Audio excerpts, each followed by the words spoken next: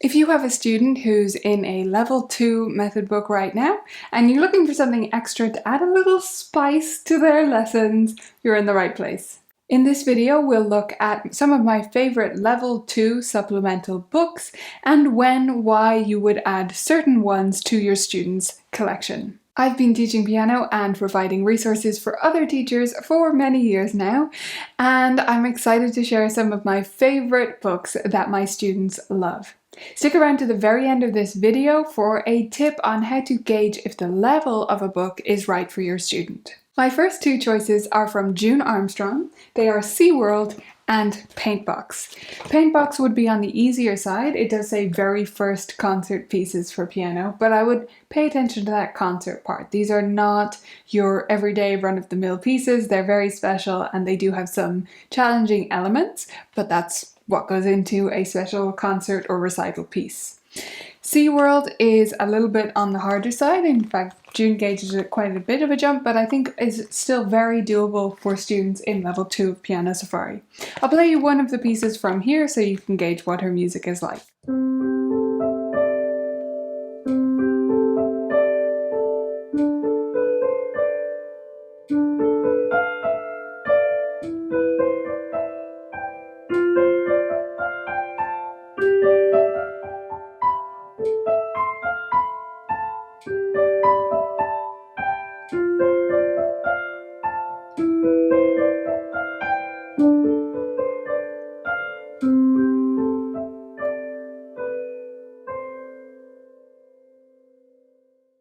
So that piece is called Angelfish. I absolutely love that one. And you can see how it's something that might look more complex on the staff, but Piano Safari students are very used to that. So if they've gotten to level 2, they're used to that idea, but the patterns on the piano are quite simple and the thumbs always say beside each other, as you may have noticed there. So both of those are great choices for students in level 2 of Piano Safari or a similar intervallic pattern-based approach method book. My next selection would be the Showtime collection. So this is from Faber and it is a level of books. So Showtime is the actual level. You'll see it says 2A down the bottom here. So it is perfect for our level 2 students, even though it aligns with Piano Adventures. So if your student is in Piano Safari, the progression is very different, the sequencing is very different, but this still definitely works for them. These come in all different styles. This is the rock and roll one, but there are all different genres included, and it should be up to your student which one they do, because you want them to do this because they love the pieces, they love that style of music. I've still got lots more books to share with you. Tap the like button right now if you're enjoying this video so far. Showtime is the last level where they still have teacher duets as well, which is a really nice feature to have, especially if you're going to play at a concert with a student, especially if it's their first one. They might like you to play alongside them. And it's also just fun to play duets with your student for sure. So if there's a collection of Showtime that your student loves the list of songs that's coming up in it, that would be a great option. My next three are from Piano Pronto / the Composers Community, so pianopronto.com. This one is called Simple Serenity, easy contemplative solos, and this is by Jennifer Eklund herself. And these pieces, I'll give you a little look-see inside. They look like this. Now you can hear all of this music on Jennifer's site, but I'll just play you a little excerpt.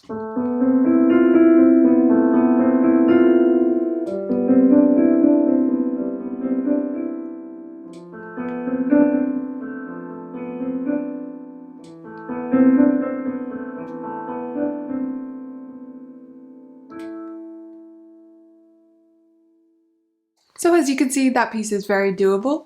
For some students, depending on how far along they are through Piano Safari or their method book, they might do some of these things partially by rote and partially by reading, and I think that's totally fine. The next one is Big Top Stolos. This is by Lisa Donovan Lucas. This one is just so much fun, right? It's circus themed, they're leaping all over the place, there's puppeteers, there's trapeze. I have been doing this with one of my students who is in level 2 and it's perfect. It's a little bit of a challenge for her, but a good level of challenge, just pushing her that tiny little bit. It's definitely not too hard. It's marked as early intermediate, but I would say late beginner, early intermediate. It's not on the hard side of that leveling. And then last up we have a classic in my studio, Spotlight Solos, Volume 1, one of the all-time favorites over here, and we have a separate video on this, so I will link to that so you can get more of a sense of what those books are about. So those are my selections for you, but let's talk for a moment about how we gauge the level of a piece. Because I know this is something now that I can do just by looking. I can glance through a book and I know whether a student is going to find it really hard or easy or anything like that. But I know at the beginning of my teaching, it was definitely much more challenging. So I wanted to give you a few pointers there. The first thing you need to do is really know your method book.